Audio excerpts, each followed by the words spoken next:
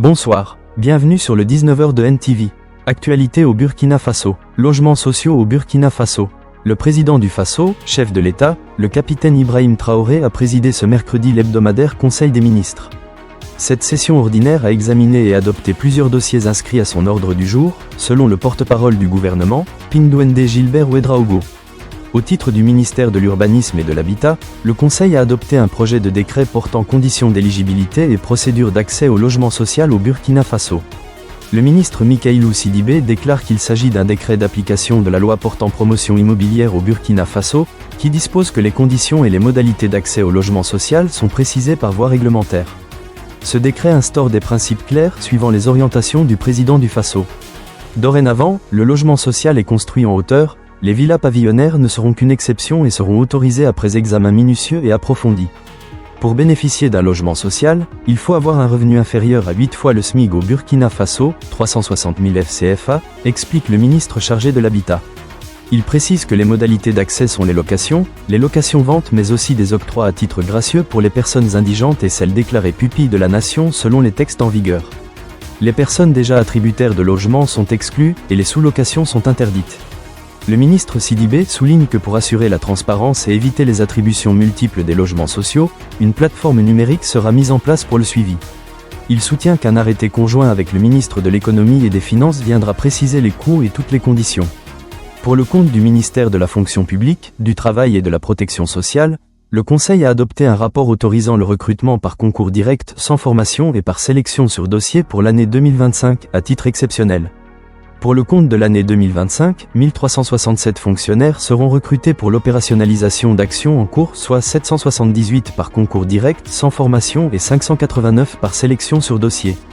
L'incidence financière annuelle des salaires est estimée à 3 757 544 987 francs CFA.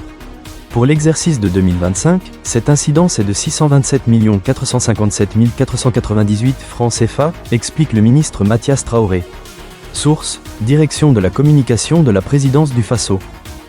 Immersion patriotique, une attestation est désormais indispensable pour la poursuite des études au Burkina Faso. Le président du Faso, chef de l'État, le capitaine Ibrahim Traoré, a promulgué le décret numéro 2025-07-80 PRESPMMDACMESRIMSECU du 24 juin 2025 instituant une immersion patriotique, obligatoire pour tous les élèves ayant réussi leurs examens scolaires. Cette mesure vise à forger une nouvelle génération de citoyens burkinabés, ancrés dans les valeurs de patriotisme, d'intégrité et de solidarité, en réponse à la révolution en cours au Burkina Faso.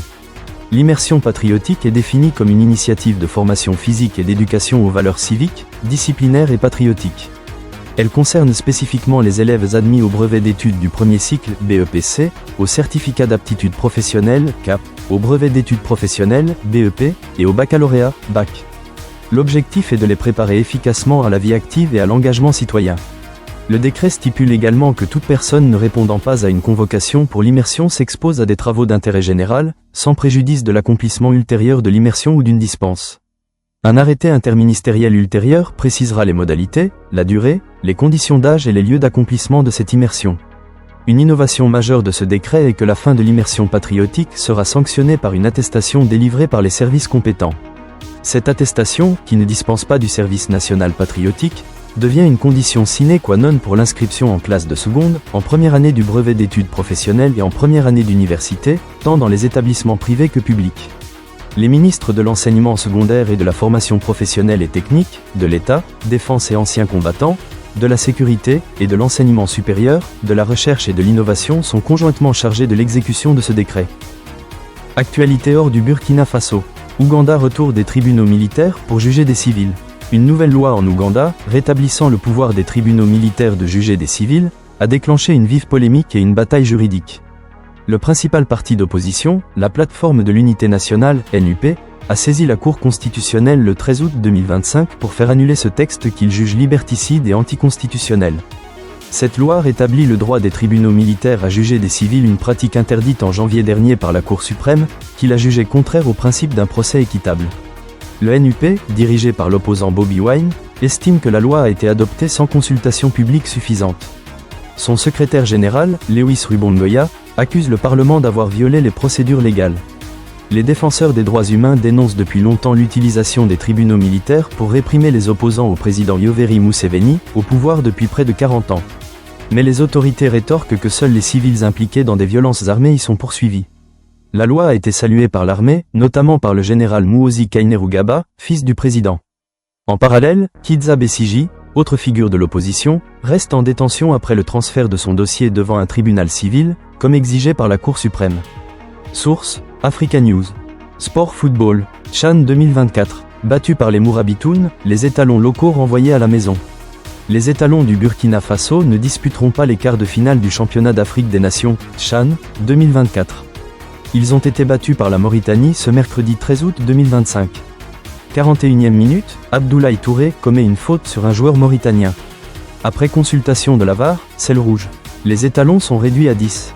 En infériorité numérique, les poulains de Issa Balbonnet cèdent 4 minutes plus tard, 1-0, juste avant la pause. Sur un penalty, Alassane Diop donne l'avantage à la Mauritanie, 1-0. Ce sera l'unique but de la rencontre et celui de la victoire des Mourabitounes. Dans cette rencontre, les Burkinabés se sont illustrés par excès d'engagement commettant beaucoup de fautes. Ils ne réussiront pas à revenir au score. Avec cette défaite et 3 points au compteur, les étalons, qui voulaient marquer l'histoire, sont éliminés du tournoi. Il reste cependant un match à disputer pour l'équipe nationale locale durant ce CHAN. Les étalons ne peuvent plus rattraper la Mauritanie, deuxième, qui compte 7 points derrière la Tanzanie en tête avec 9 points. C'est tout pour ce soir. Abonnez-vous et activez la cloche de notification pour ne rien manquer de l'actualité africaine. Rendez-vous demain, même heure, même chaîne.